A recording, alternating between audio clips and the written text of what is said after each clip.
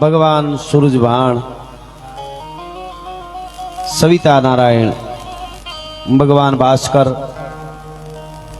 પ્રત્યક્ષ દેવ હળાહળ કળિયુગમાં પણ જે છે, જેના વગર પંચતત્વ છે ધરતી આકાશ જળ તેજ અને વાયુ, એના વગર જીવી ન શકાય. ધરતીના ગોળાની માથે, આ ધરા માથે, અળા માથે, વસુંધરા માથે જેટલું જીવન શક્ય છે એ બધાય જીવનને જેમની જરૂર પડે આજ પણ, અને એના પ્રકાશ સિવાય, એની આવતી ઉર્જા સિવાય કોઈ જીવન ધરતી માથે શક્ય નથી. અને એના કિરણોથી દરિયાના ખારા પાણીને ખેંચી ખેંચી ખેંચી અને ભગવાન સૂરજના કિરણો જે છે એ દરિયામાંથી ખારા પાણીને ખેંચી ખેંચીને આભા મંડળમાં લઈ જાય અને અહીંયાથી મીઠડા કરીને ધરતી માથે વરહાવે. એવો પ્રત્યક્ષ દેવ દરેક જીવનનો આધાર, એવો સૂરજભાણ. દેશી ભાષામાં મારા કવિએ કીધું, ભલે ઉગા ભાણ ભાણ તોળા લવ ભામણા મરણ જીણ લગ માણ હવે તો રાખે કશ્યપ રાવું ઉગ્યો તું અડુર તા તો ગરવાર ગંધારા ગયા તે દેવાય તણ સુર જગમાં કમણે કશ્યપ રાઉત. એવા ભગવાન સૂરજ નારાયણના સાનિધ્યમાં અને ભારત વર્ષમાં જૂના તીર્થ સ્થળો જે છે બધા આપણા પવિત્ર જે તીર્થ સ્થળો છે, એમાં એનું આ ભગવાન ડાડો સૂરજભાણ અને એવો ડાડો શિવ અને સૂર્ય બે ભેળા અહીંયા બિરાજમાન છે. આવું ક્યાંય ધામ નથી. એના ધામમાં હું તમે મળ્યા છે. આપણે બધા ભાગ્યશાળી છે.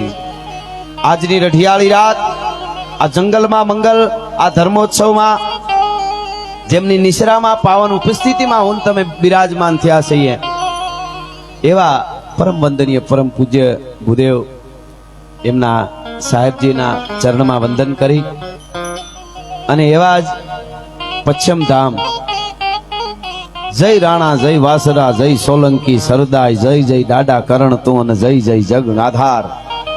એવો સોલંકી વીર સોગાળો ધરા શીશ સો ધરે મરે પણ ખેદ ન મૂકે, ભાગે નહીં સો લરે સુરબદ કદી ન ચૂકે, નિરાધાર કો દેખ દિએ આધાર, ગાપ બલ અડગ બચન ઉચ્ચાર સ્નેહ में करे नहीं छल पर त्रिया संग भेटे नहीं, धरत ध्यान गव धूत को कवि समझ भैद पिंगल कहे यही धर्म रजपूत को. एवो वड़ा भीड़ વીરવર રાજપૂત એટલે અમારે વિજયસિંહ દાદા બાપુની જ્યાં પાવન ઉપસ્થિતિ છે એમને પણ હું અહીંથી વધાવું છું અને સ્વાગત કરું છું. બાયલાથી અમારે દિલીપસિંહ બાપુ અને અમારે વાળા સાહેબ અહીં બિરાજમાન છે અને બધા જ અધિકારીઓ ત્યાંથી ગાંધીનગરથી છે. અમારો પોલીસ પરિવાર બધો, આપ બધા યુવાનો, જો વાંધો ન હોય તો મને થોડું, અમે બધા કાયમ આમ લૂંબો જુંબો ના એવા હોય એટલે આપ તો બધા છો જ, પણ પાછળ આખી હાર ઊભી છે છેલ્લે. એમને જો ઉતાવળ ન હોય, વાંધો ન હોય તો વચ્ચે જગ્યા છે ત્યાં બિરાજમાન કરી દેજો. એમને બધાને સ્વયંસેવકો એ કઈ વચ્ચે જગ્યા પૂરી દે. માતાઓ બહેનો અહીં બેઠા એની પાછળ જગ્યા છે એમાં બેસે તોય કાંઈ વાંધો ને. આ ધર્મોત્સવ છે ને અહીંયા બધા આવ્યા એને ખબર હોય કે આપણને કેમ બેહાય અને આપણા દેશના યુવાનોને કેમ બેહાય. માતાઓ બહેનો હોય ત્યાં એટલું ખાલી આવડી જાય એટલે જીવનમાં સૂરજ કોઈ દી લાજ નહીં જવા દે, એ ગેરંટી આપું છું. ભલા માણસ માતાઓ બહેનો બેઠા હોય ત્યાં કેમ બેહાય, બેનું દીકરીઓ હોય ત્યાં કેમ હાલાય, એની સામે જોવાય તો કેમ, કઈ દ્રષ્ટિથી જોવાય. ભગવાન સૂરજભાણ માટે ધજાળા ભરત બાપુના સાનિધ્યમાં મેં કીધું તું, પહેલી વાર બોલ્યો તો આજ બીજી વાર કહું છું, પવિત્ર જગ્યા છે ધજાળાની. હા, હું મેં કીધું તું લોમે ધામમાં, અને આજ પણ આપને કહી દઉં કે ભગવાન સૂરજભાણ એવો છે જેના સાનિધ્યમાં હું તમે મળ્યા. આપણો ફેરો છે ને એ અફેળ નથી, એ નક્કી કરી લેજો. એના સાનિધ્યમાં આવી હગાઈ આપણા માટે બહુ મોટી વાત છે. આ બધા યુવાનો, આજે યુવા ધન બધું સારું સાંભળવા માટે અમારા બધા જ કલાકારો છે.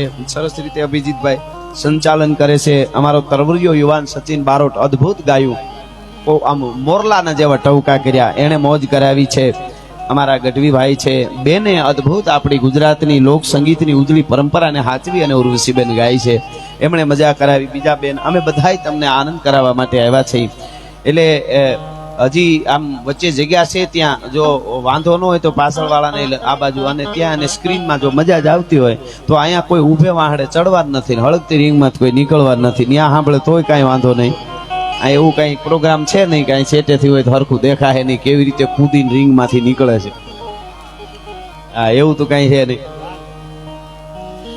મારે કેવું છે ઈ કે 5,500 વર્ષની આ ઉજળી પરંપરા આપણી 5,500 વર્ષ પહેલાથી દાડો હુરજ અને બાલ ભગવાનનું અહીં સ્વરૂપ છે. હુરજ દાદાના સ્વરૂપ બાળક છે. બીજે મૂછું અને હોય સપ્તાસના ઘોડા લઈને જે નીકળે દાડો બાણ જાળા કરતો, પણ અહીંયા તો બાલાર્ક એટલે અર્ક એટલે હુરજ અને બાળ અર્ક એ અહીં બિરાજમાન છે. અને જેનો પદ્મ પુરાણમાં જેનો ઉલ્લેખ છે, અહીંથી આજે હું તમે આવ્યા છે એ સમયે સમયે આ ધર્મની જે સ્થાનો છે એ જાગૃત થતા આવે છે હવે.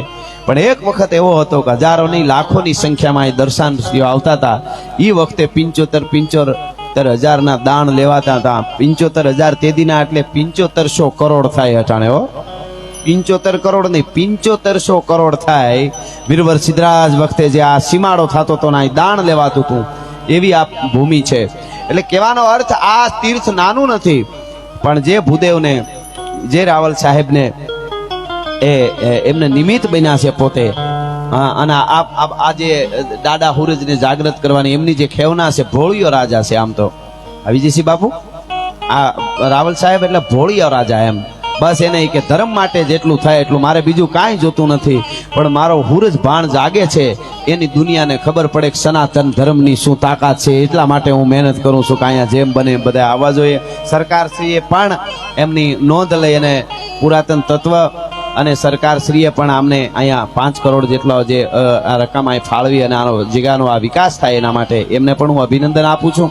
સરકારશ્રીના બધા અધિકારીઓ પણ મેં કીધું એમ બાળા સાહેબથી લઈ અને બધા અહીંયા આવ્યા છે. કહેવાનો અર્થ મારો એ છે કે એવા આજના પ્રોગ્રામમાં આપણે હું અને તમે મળ્યા છે.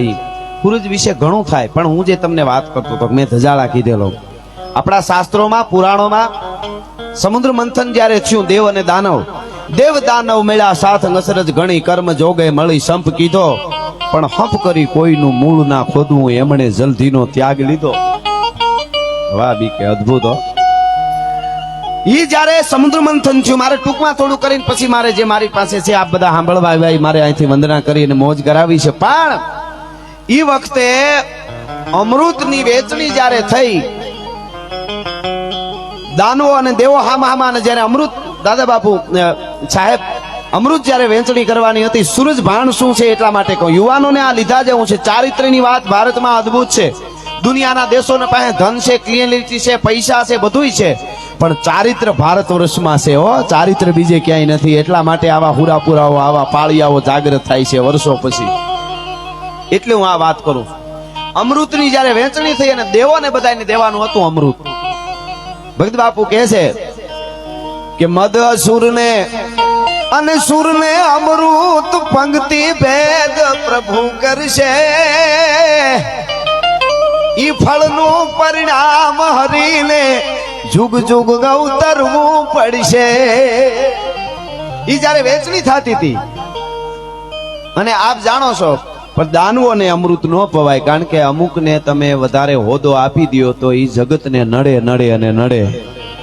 હા એટલે એના ઠેકાણા હોય એને જ દેવાય. રાકાવને કોઈ દી અમુક સારો હોદો મળી જાય ને તો કોઈને હક ન લેવા દે. હા એટલે યુવા ધન બેઠું એને કહી દો મિત્ર કરો તો હારા કરજો, ન કે એકલા રહેજો, માવા હારું થઈને ખીસા ફાડી નાખે એનાથી સેટા રહેજો, એટલું ધ્યાન રાખજો. મિત્ર